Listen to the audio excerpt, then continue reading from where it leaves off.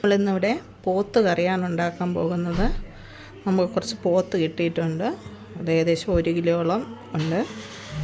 പിന്നെ ചെറിയ ഉള്ളി ഒരു 1/2 കിലോ ഉണ്ടാകും. അത് 2ആയിട്ട് മുറിച്ചെടുത്തത്. നമുക്കാദ്യം കുക്കറിലിട്ട് പോത്തൊന്ന് വേവിക്കാം.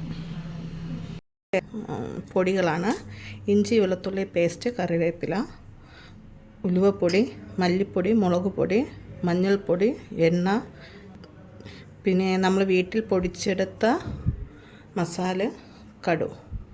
അപ്പോൾ നമുക്ക് കുക്കറിലോട്ട് ആദ്യം ഇറച്ചി വേവിക്കാൻ വയ്ക്കാം. നമുക്ക് ആവശ്യത്തിന് ഉപ്പ് ചേർക്കാം. ഇനി നമുക്ക് മഞ്ഞൾപ്പൊടി, ഇതിലോട്ട് മഞ്ഞൾപ്പൊടി ചേർത്തിട്ടുണ്ട് 1 ടീസ്പൂൺ. പിന്നെ മസാല ഞാനിവിടെ മേടിച്ച് പൊടിക്കലാണ്, വറുത്ത് പൊടിക്കലാണ് പതിവ്. നമുക്കിനി ഇതിനെ അടച്ചു വെച്ചൊന്ന് വേവിച്ചെടുക്കാം. ആദ്യം ഇതിലോട്ട് കുറച്ച് എണ്ണ ഒഴിച്ച് കൊടുക്കാം.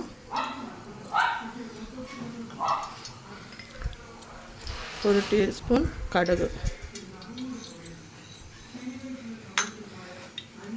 കറിവേപ്പില,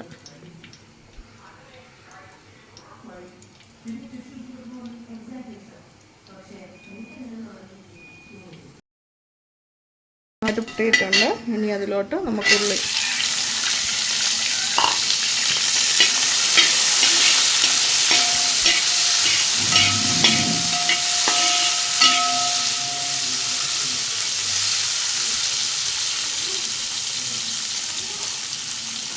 ഇതിലോട്ട് കുറച്ച് മഞ്ഞൾപ്പൊടി,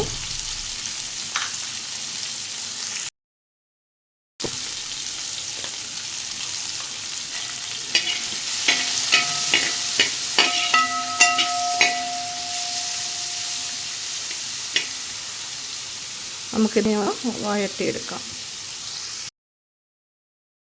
ഇതൊന്ന് വാടി വന്നിട്ടുണ്ട്. ഇനി ഇതിലോട്ട് നമുക്ക് ഇഞ്ചി വെളുത്തുള്ളി പേസ്റ്റ് ചേർക്കാം.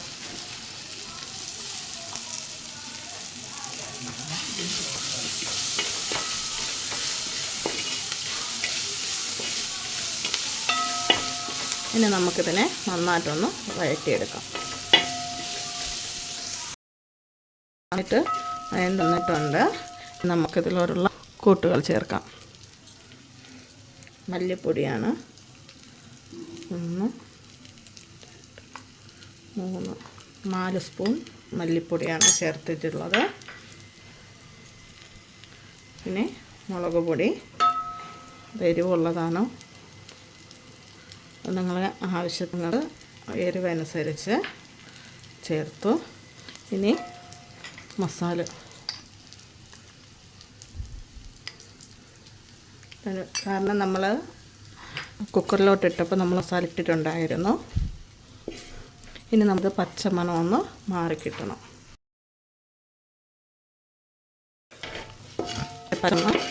എടുക്കണം. നമുക്കൊന്ന് വഴറ്റിയെടുക്കാം.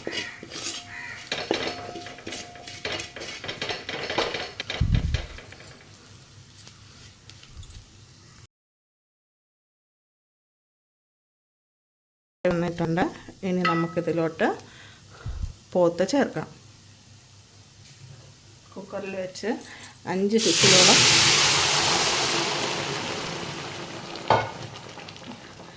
5 വിസിലോളം കേൾപ്പിച്ചതാണ്. ഇനി പോത്തിലോട്ട് ചേർത്തിട്ടുണ്ട്.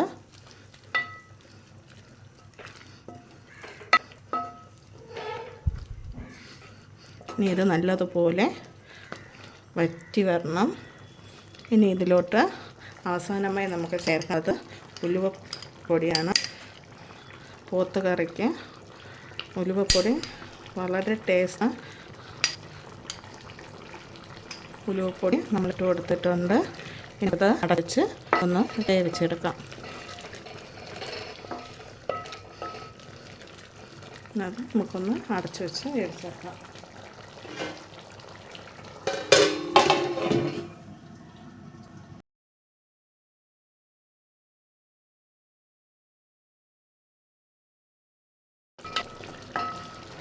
കുറച്ച് പാകണം.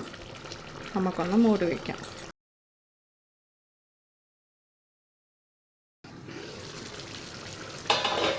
പോത്ത് കറി റെഡി ആയിട്ടുണ്ട്.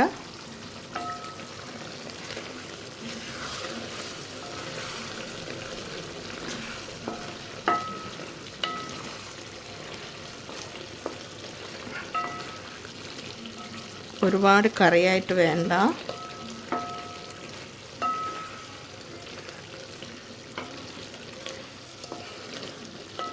എല്ലാവരും ഇതൊന്ന് ട്രൈ ചെയ്ത് നോക്കണം. അപ്പോൾ നമ്മൾ പോത്ത് കറി ഇവിടെ റെഡി ആയിട്ടുണ്ട്. എല്ലാവരും ഇതൊന്ന് ചെയ്ത് നോക്കണം.